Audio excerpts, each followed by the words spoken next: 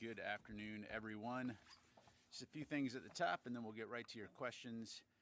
So first, as you can see, we are conducting press briefings here in our temporary press briefing room while our primary location undergoes extensive technical renovations and upgrades.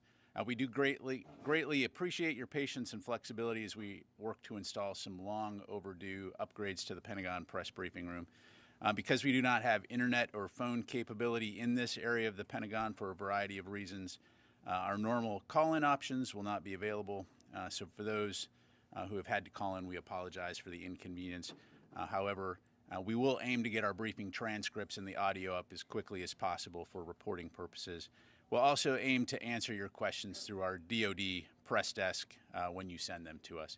Moving forward, we'll look at ways to improve our briefing operations and the facilitation and expect that our regular press briefings will resume back in the press briefing room in middle to late May.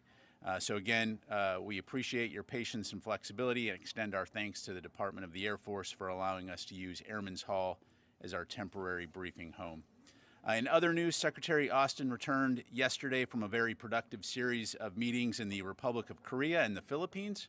The Secretary and his Korean counterpart, Minister Lee Jong-sup, jointly reaffirmed measures to enhance extended deterrence on the Korean Peninsula. The two leaders additionally pledged to closely cooperate regarding U.S. strategic assets in the future, as well as further expand and bolster the level and scale of combined exercises and training. In the Philippines, Secretary Austin had his first in-person meeting with his counterpart, Secretary Galvez, and reiterated that the U.S. commitment to Philippine security is ironclad. The Secretary expressed his appreciation for the Philippines' approval of 4 new Enhanced Defense Cooperation Agreement locations, and both Secretary Austin and Secretary Galvez noted that the EDCA is a key pillar of alliance cooperation and supports combined training exercises and interoperability. Separately, the Department of Defense announced today a significant new package of security assistance for Ukraine.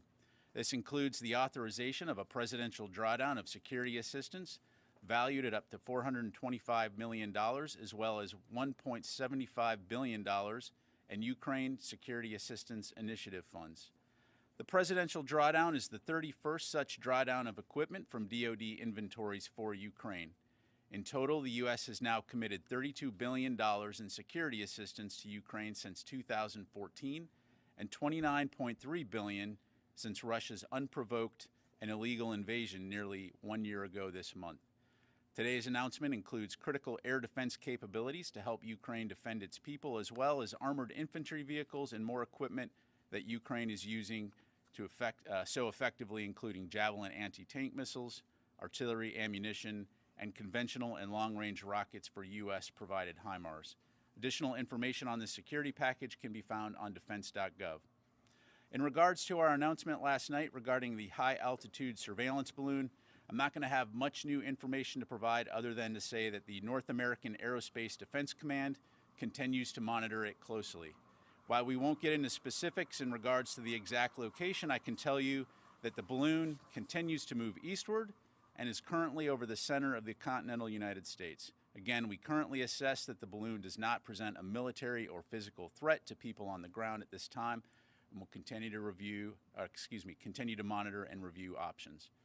Finally, Secretary Austin will host a bilateral meeting today here in the Pentagon with Australian Deputy Prime Minister and Minister of Defense Richard Marles.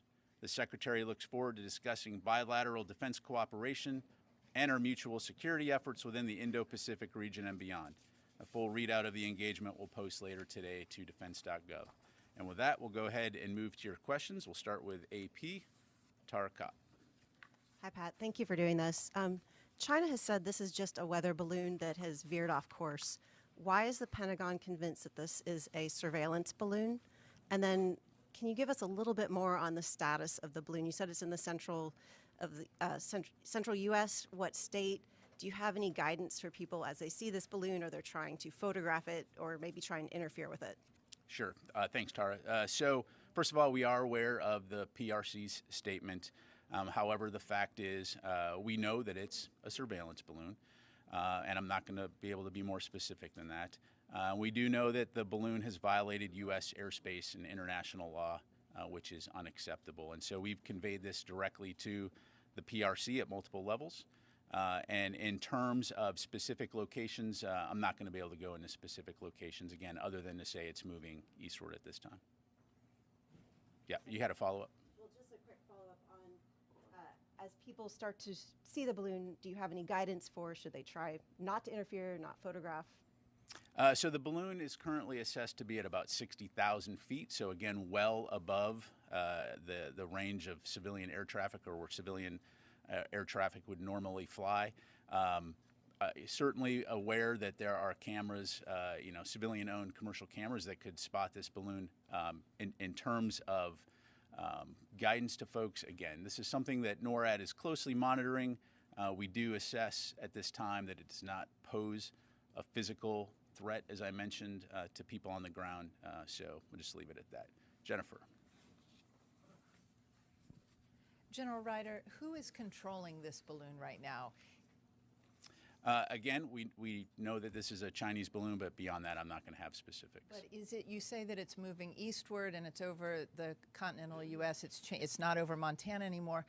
Is the Chinese government controlling the movement of the balloon, or is it just floating with airstreams? Thanks, Jennifer. So I'm not going to go into any specific intelligence that we may have. Again, we know this is a Chinese balloon and that it has the ability to maneuver, but I'll just leave it at that. And once it's over a body of water, will you shoot it down? Again, right now we're monitoring the situation closely, reviewing options, but beyond that, I'm not going to have any additional information. We go to Tony. One quickie on the balloon. Can you confirm the photos that are out there that this is not the man on the moon and that is the actual balloon? Thanks, Tony. So certainly aware of photos being posted online. I'm not going to get into the business of confirming whether or not those are, where those photos come from. Again, I can tell you that the U.S. government, NORAD, is monitoring this closely, and we will continue to review options. How close was the U.S. to was the president to ordering a shoot down of the balloon? Yeah, so again, I'm not going to get into internal discussions within the White House. Again, right now we assess that there is no threat, a physical threat or military threat to people on the ground. So we're continuing to monitor, and we'll just leave it at that. Thank you. We go to Janie, and then we'll go to Rio. Thanks, General. Welcome to home. I have two questions. Please come on. Okay. In response to Secretary Austin's recent remarks that more U.S. strategic assets will come to South Korea, North Korea warned of stronger provocations in the near future. What is your comment on this? Well, it's certainly not surprising given North Korea's track record of making bellicose statements. Again, what we're focused on is on preserving peace, security, and stability in the Indo-Pacific region. And so Secretary Austin's visit was an opportunity to, again, reaffirm our strong and close alliance with the Republic of Korea. And so that will remain our focus, is on working with South Korea and other nations in the region to deter aggression and ensure a free and open Indo-Pacific. One more. South Korea has announced that it will be test the high-powered monster ballistic missile with nuclear warhead level. This is a defense against North Korea's nuclear warhead. How do you agree this? I'm sorry, Janie, I missed the first part of your question. Can you repeat that? South Korea has announced that it will be test a high-powered monster ballistic missile with nuclear warhead levels. This is the defense against I don't have anything on that. I'd refer you to the government of South Korea. Thank you. Let me go to Rio, and then I'll come back over here. Okay, thank you very much. Two questions on the Chinese balloon. So there is a speculation that Chinese balloon flew over Japanese airspace before reaching the continental U.S. Can you confirm that? I've seen those press reports. Again, as we acknowledged in our statement that we posted last night, we have seen this type of balloon activity elsewhere before, but again, I'm not going to get into intelligence, and I'm not going to have any further information to provide. Secondly, how will this incident affect the Secretary's future engagement with Chinese counterpart to maintain the open lines of the communication? I think we've been very clear that we're always open to maintaining an open line of communication with the PRC, and in that regard, nothing has changed. Thank you. Let me go to Phil, and then I'll come over to Qasim. Is the position of the balloon classified? Phil, right now, what we're not going to do is get into a hour-by-hour location of the balloon. Again, we're monitoring it closely. As I mentioned, right now, it's over the center of the continental United States. That's about as specific as I'm going to get. But I understand it might be inconvenient, but does the public not have a right to know if a The balloon public is over their certainly state? has the ability to look up in the sky and see where the balloon is. Thank you. Qasim? General, you said the balloon is maneuverable. So does that mean that it's not drifting? So the balloon is maneuverable. Clearly, it's violated U.S. airspace, and again, we've communicated that fact to the PRC. If possible, can you tell us if the balloon, when it entered the U.S. airspace, has it changed its course in any way? The balloon has changed its course, which is again why we're monitoring it, but that's about as specific as I can get. Thank you. Go to Matt. So you've said at this point the balloon doesn't pose any risks to citizens. How is it that the U.S. can assess that, given that the balloon is at such an altitude, without actually getting eyes on it up close and assessing the equipment that's on board? And secondly, are there any alternatives being considered to shooting it down? Is there any option to take this balloon out of the sky intact to maybe get a better look at that equipment? Yeah. So again, this is a surveillance balloon, operating at about 60,000 feet. Clearly, we did a very close assessment in terms of what it's doing, and as I mentioned, military commanders have assessed that there is no physical or military threat to people on the ground. And so in that regard, we'll continue to monitor. In terms of way ahead, we will continue to review options, but I'm not going to have anything further to provide on that. So thank you. Ma'am.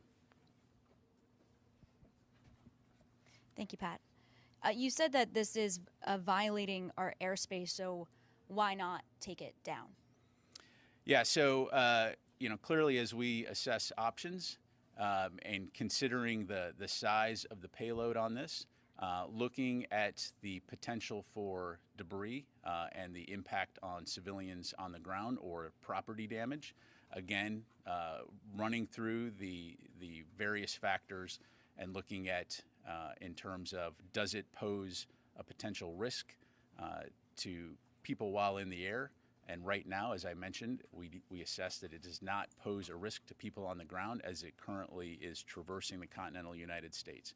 And so out of an abundance of caution, cognizant of the potential impact to civilians on the ground from a debris field, right now we're going to continue to monitor and review options. And if I may, you mentioned that we've seen this kind of activity before, so why are we sharing this one, and why last night if you were following it for a few days? Is this some sort of sign that we should take from China ahead of Blinken's visit or from the activity that we had in the Philippines?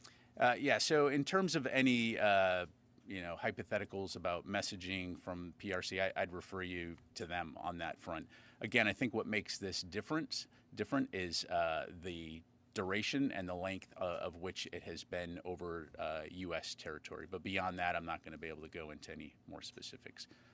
Mike. Thanks, Pat. Yesterday, a senior defense official said that the intelligence gathering capability of this balloon would be no better than any Chinese satellite in low Earth orbit. If that's the case, why would Beijing go through the trouble and expense to send this balloon on such a journey? Yeah, I'd have to refer you back to the PRC on that. Any opinion why? Again, look, we're monitoring this. As I mentioned, it's violated U.S. airspace. It's violated international law. We've communicated that back to the government of China. But again, I'd refer you back to China in terms of But I assume that that the Pentagon is trying to figure this out itself. Why they're bothering to do this if they can already, if it's offering no better intelligence gathering than from a satellite, right? Yeah. Again, I mean that's a statement, not a question. So yeah. Put a question mark at the end of it. Then. Yeah. Again, I'm not going to have anything other to provide. So, ma'am. Yeah. Go to her and then come back to Nancy here. I was wondering, is there any way that the Pentagon is able to gauge how long it could potentially loiter, comparing to balloons that have been in the past, and how long do you anticipate that it could loiter? Sure. Yeah, so as I mentioned, we'll continue to monitor it. Right now, we assess that it'll probably be over the United States for a few days, but we'll continue to monitor, review our options, and keep you updated as we can. Thank you. Okay, let me go to Nancy here. Hi, General. I want to go back to a couple of things you said. You said several times that the U.S. is reviewing its options. I'd like some clarity. Is the option of shooting down the balloon, particularly as it's going over more populated areas, off the table? Is that still amongst the options that the U.S. military is considering? And if so, under what conditions would it do so? Yeah, thanks, Nancy. So at this stage, what I can tell you is, again, we're reviewing options. I'm not going to go into more specifics than that. And when and if there's any updates to provide, we'll let you know. It's been ruled out, shooting. Again, we're monitoring it and we're reviewing options. And I'll just leave it there. And then a senior defense official yesterday said that similar incidents had happened under the previous administration, and yet some of those administration officials have come forward and said they're not familiar with it. Is there any way you could give us more details on when it's happened, over whether it was over the continental U.S. or over U.S. territories? Is that something you could potentially take to provide the public more details about the extent that these things happen? So what I would tell you right now is that information is classified. I'm not able to provide it, other than I can confirm that there have been other incidents where balloons did come close to or cross over U.S. territory. And then I just want to reiterate something that Phil said earlier, that given that it's not classified and the public can see it, I just ask that you take the question that we have more specifics on where it is, given that there's no clear security reason by your own estimation in terms of keeping that information from the public. Sure. Yeah, absolutely. And again, we're just not going to get into an hour by hour where the balloon is. So we will do our best to keep you and the public informed in general terms on where the balloon is, and try to be helpful in that regard. Guessing game where people think it's flying over. I just think some fidelity would be in everybody's understood. And again, I think a key point here to make, and to purposefully belabor the point, which is that, again, as this balloon traverses the continental United States, we assess that it currently does not pose a physical or military risk to people on the ground. So we will continue to monitor, we'll continue to review our options, and provide information and updates as we're able to. So, Jennifer. If it approaches Washington, D.C., will you shoot it down? Again, Jennifer, we're reviewing options, but I'm not going to get into hypotheticals or speculate on potential future actions. So let me go to the back of the room here, and then I'll come up to Joe. Thank you, General. Thinking about the route of the balloon, was it impossible for the DoD to deal with the balloon before it reached to the airspace of the United States? Yeah. So we've been monitoring the balloon. We are aware. Again, as I mentioned, it is a maneuverable craft, and we continue to assess and make appropriate decisions based on how we're going to address, what we perceive as a potential threat or not. The safety and security of the American people is paramount, and so again, at this time, we assess that it does not pose a physical threat to people on the ground. We'll continue to monitor it, and we'll continue to review options. Thank you. Let me go ahead and go to Joe here, and then we'll come back to this side of the room. So you said that this is the first time this isn't the first time we've seen a balloon fly over the continental U.S. In the past, has it flown over other sensitive areas, such as military bases? You haven't been very specific. It's just the continental U.S. Yeah, no, I appreciate it. I haven't been very specific because that information is classified, and I'm just not going to be able to talk about it. So thank you. Idris. The Canadian Defense Ministry yesterday said they were tracking a second potential spy balloon. Are you tracking a second potential incident? And when the balloon was coming, I guess what I'm confused about is, when were there discussions to shoot down the balloon? Were there any discussions about shooting down the balloon when it was not over the United States, when it was potentially over international waters? Or were the discussions only when it entered U.S. airspace? Yeah, thanks, Idris. So on your first question, we are tracking one balloon. So in regards to statements by Canada, I'd refer you back to them on that. In terms of the discussions about whether or not to shoot down this balloon, that was an option, right? And so that was something that was taken into consideration. Again, because we assess that currently it does not pose a physical or military risk to people on the ground, for now we're continuing to monitor and review options. Thank you. I'll go back to Ellie and then we'll come up here. Thank you. How big is the balloon that you're tracking? And have you guys picked up, is it leaving anything in its wake like sensors? Yeah, so on your latter question, I'm not going to get into intelligence. We do continue to monitor the balloon. We do know that it is a surveillance balloon. In terms of the size, I'm not able to get into the specifics other than to say that it is big enough that, again, in reviewing our approach, we do recognize that any potential debris field would be significant and potentially cause civilian injuries or deaths or significant property damage. So again, this is part of the calculus in terms of our overall assessment. But again, we'll continue to monitor it. We'll continue to review our options and keep you updated as able. Let me go here and then over to here. Thank you. Following up on the balloon question, during your conversation with the Chinese, have they indicated to you what is inside the balloon to prove the point that it's a civilian balloon or weather monitoring thing? And does that assessment differs from your assessment of what is inside the balloon, what it's trying to do? And secondly, on an India question, this week India and US launched a initiative on critical emerging technologies. This has quite a bit of defense component in it. Can you give us some more details about it and how it's going to strengthen, build up your relationship with India? Sure. On your second question, I'll have to take that because I just don't have that information in front of me. On the first question, I appreciate it. As I mentioned, we have contacted the PRC. I'm not going to get into their reaction. I'd refer you to them for that. But we have clearly communicated that this balloon is violating U.S. airspace and international law and that this is unacceptable. Thank you. Go over here and then go over here. Thank you, sir. Is the Pentagon looking at any possibility of maybe altering the course of the balloon to take it to a location where they could shoot it down in a rural area? Again, monitoring, we're reviewing options, but I'm not going to go into any further specifics. Thank you. Sir? Considering that this is a surveillance balloon, as you said, does it have ability to collect very sensitive data, given that it flies over nuclear sites in the state of Montana? Yeah, so again, I'm not going to get into intelligence. As we mentioned in our statement last night, once the balloon was detected, we acted immediately to protect against the collection of sensitive information, and I'll just leave it at that. Thank you. Phil? Is there any possibility that there's any nuclear or radioactive material aboard the balloon, or is there anything that's aboard the balloon that makes you believe that it could pose a risk if it were shot down? The short answer is no.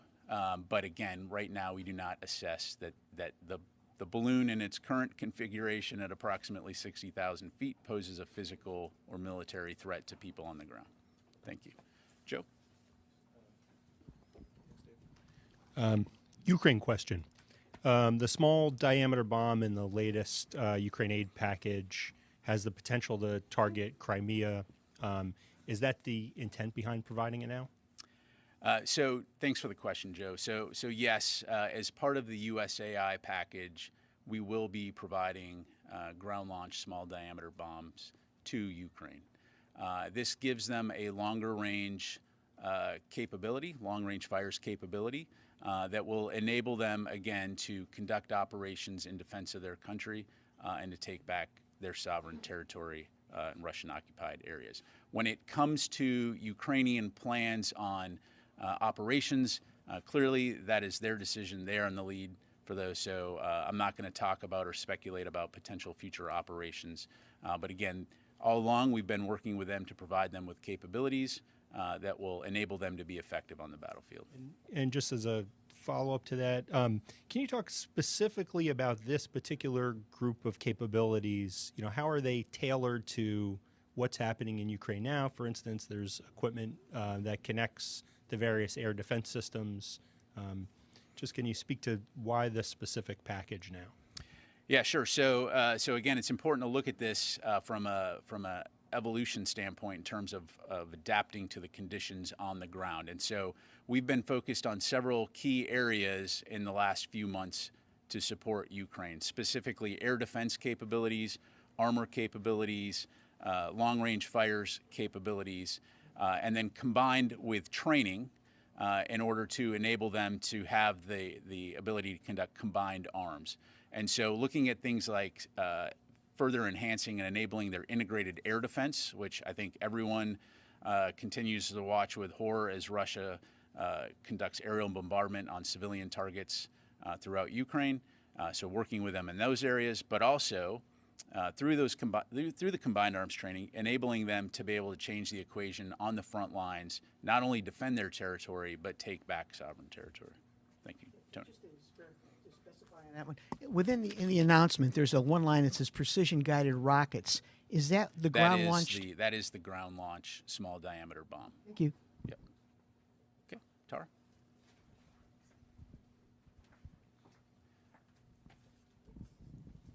Just going back to the Ukraine package, can you talk a little bit more about integrating the air defense systems, particularly all the systems that have been sent by different NATO partners, and how do you integrate those with the systems Ukraine already has? Yeah, so without going into operationally sensitive matters, broadly speaking, so a couple of things. So first of all, it's important to recognize that the Ukrainians already have done a fairly remarkable job of protecting of employing the air defense capabilities that they have. That said, we do recognize that as they take these new pieces and parts and integrate it into their system, continued support is required. And so we consult regularly with the Ukrainians and our international allies and partners on how they can best integrate those systems. So that is ongoing work, but again, they've been doing a pretty remarkable job of intercepting Russian missiles and drones. Thank you. All right, time for just a couple more. Oren? Two questions on the balloon. First, on maneuverability. Can it maneuver up and down as well as laterally? In other words, turn as well as change altitude? And in terms of tracking, how are you tracking this? Is it radar? Is it aircraft? And is it continuous tracking, or is it more intermittent than that? Yeah, thanks, Oren. So beyond saying that we are continuously tracking the balloon, I'm not going to go into the specifics in terms of how we track, other than to say that we have multiple means at our disposal to do that. In terms of more specifics on the balloon, again, I'm not going to get into intelligence, again, other than it is maneuverable, and I'll just leave it at that. All right, two more questions, Phil, and then Qasim. The Chinese, you said it changed course. Did it change course following your disclosure of its presence over the United States? And secondly, is to the point about its capabilities, how is it powered? How is it moving? How is it maneuverable? Yeah, thanks, Phil. So again, on your latter question, I'm not going to get into intelligence. Clearly, it's a balloon that has a payload underneath it. I'll just leave it at that. What's that? What do you mean by payload? It's got a large payload underneath the surveillance component, underneath the actual balloon piece of it. So just leave it at that.